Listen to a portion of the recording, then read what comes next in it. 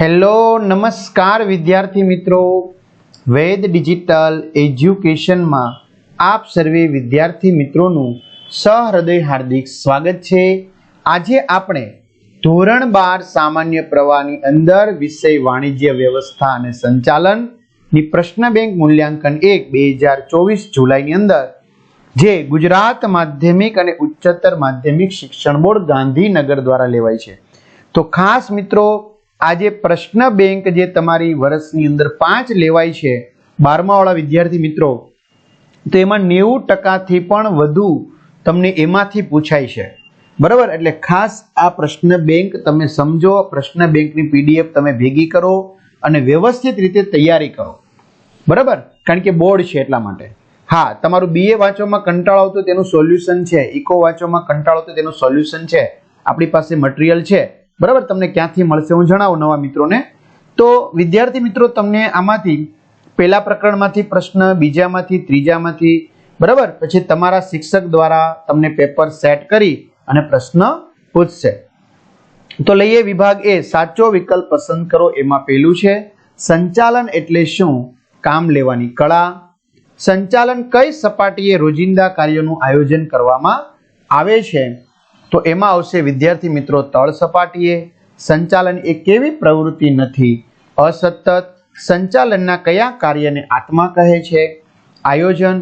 હવે વિદ્યાર્થી મિત્રો, તમારે ઇકોનોમિક્સની બીએની વાંચવા માટે શોર્ટકટ મટીરીયલ જોતું હોય, પીડીએફ જોતી હોય, પરીક્ષાના સમયે પેપર જોતા હોય, બરાબર, તો આ બધી વસ્તુ આપણી વેદ ડિજિટલ એજ્યુકેશન નામની એપ્લિકેશન જે ગૂગલ પ્લે સ્ટોર કે જ્યાંથી તમે ગેમ ડાઉનલોડ કરી શકો છો, તો ત્યાં જઈને એપ્લિકેશન અત્યારે ડાઉનલોડ કરો, જેમાં નીચે મુજબની તમામ માહિતી તમને મળવાની છે, જેમાં દરેક વિષયના સ્વાધ્યાયની સોલ્યુશનની પીડીએફ, બીએ ઇકોનું મટીરીયલ, ઇકો ગુજરાતીનું સરસ મજાનું વિડીયો લેક્ચર છે, જેમાં કૌશિક સર, સવાણી સરના પરીક્ષાના સમયે ખાસ ઉપયોગી અસાઇનમેન્ટ, એના સોલ્યુશનોની પીડીએફ, પરીક્ષાના પેપરો, એકમ કસોટીના પેપરો, બરાબર। તો 3 લાખથી પણ વધુ વિદ્યાર્થી મિત્રો આજની તારીખમાં 3 લાખથી વધુ, બરાબર, એપ્લિકેશનનો ઉપયોગ કરી રહ્યા છે। તો તમે બી કરો।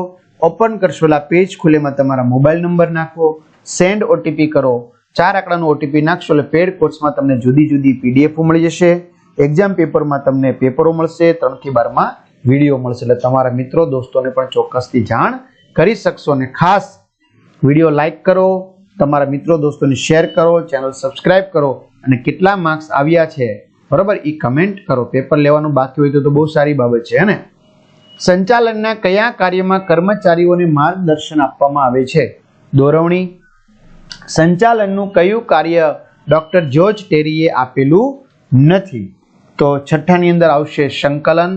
સંચાલનનું કયું કાર્ય સુધારાલક્ષી કાર્ય છે? તો એની અંદર આવશે આયોજન। નીચેનામાંથી કોનો વ્યવસાય વ્યક્તિઓમાં સમાવેશ થતો નથી? તો એમાંથી આવશે મેનેજર। ત્યાર પછી છે સંચાલનમાં વિજ્ઞાનના કયા લક્ષણો જોવા મળે છે? તો આપેલા તમામ। કાર્ય કરવામાં વ્યક્તિનું નૈપુણ્ય કે કૌશલ્ય એટલે શું?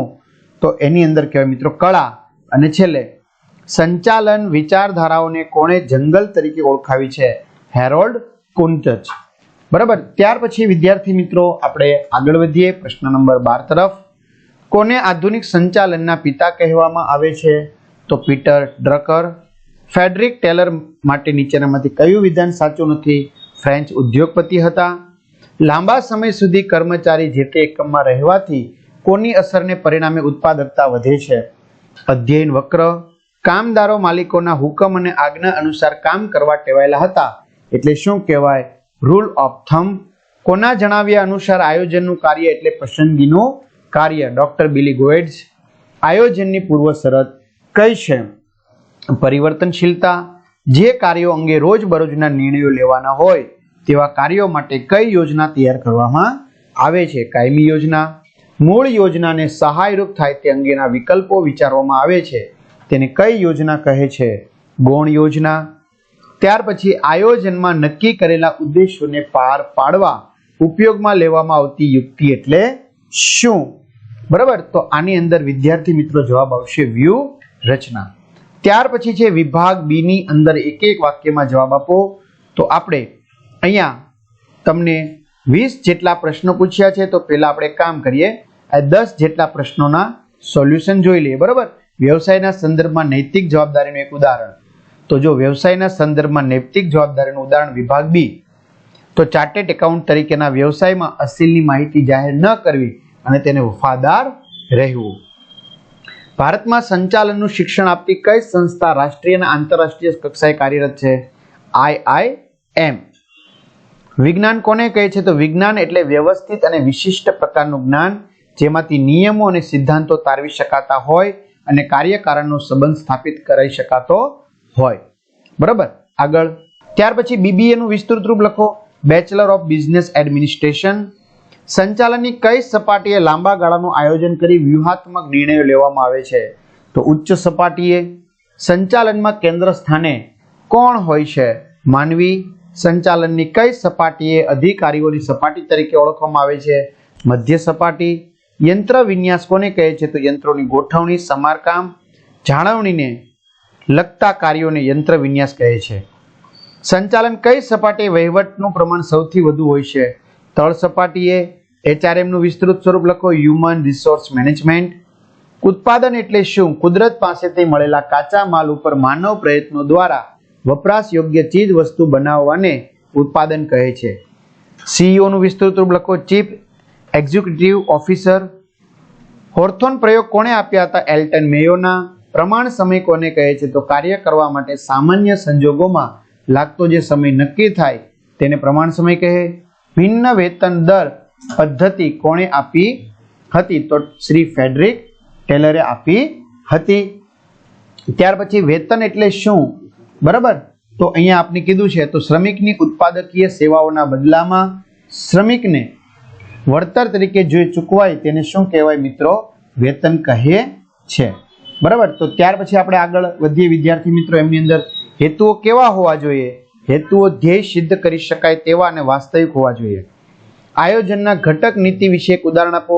શાક પર માલનું વેચાણ કરવાની નીતિ. એક ઉપયોગી યોજનાનું એક ઉદાહરણ આપો. મકાન બાંધકામ. OR નું વિસ્તૃત સ્વરૂપ લખો. Operation research. બરાબર, તો વિદ્યાર્થી મિત્રો આ રીતે સરસ મજાનું આપણે બી નું સોલ્યુશન જોઈ લીધું. બરાબર, OR નું વિસ્તૃત સ્વરૂપ ક્લિયર. વિભાગ સી ની અંદર તમને 2 ગુણના પ્રશ્નો આપવામાં આવેલા છે. બરાબર, આ બધા વસ્તુ વિદ્યાર્થી મિત્રો આપણે જે BN શોર્ટકટ મટીરિયલ બનાવ્યું છે, તો એમાંથી તમને મોસ્ટ ઓફલી બધા જ પ્રશ્નોના જવાબ મળી જશે અને પરીક્ષામાં પણ ઉપયોગી થશે. અને હા, આ PDF તમારે જોતી હોય, બરાબર, તો મેં કીધું એમ એપ્લિકેશનમાં એક્ઝામ પેપરની અંદરથી તમને મળી જશે. તો તમારા મિત્રો દોસ્તોને ચોક્કસથી શું કરી શકશો? જાણ કરી દો. ચેનલમાં નવે ચેનલ સબસ્ક્રાઇબ કરી દો. બરાબર, એટલે વધુ ને વધુ માહિતી તમને સરળતાથી મળી શકે. બરાબર, તો અહીંયા સુધી રાખીએ. બધા વિદ્યાર્થી મિત્રોને કેટલા માર્ક્સ આવે એ કમેન્ટ કરો અને બાકી હોય પરીક્ષા એના માટે ઓલ ધ બેસ્ટ. અસ્તુ. જય હિન્દ, જય ભારત.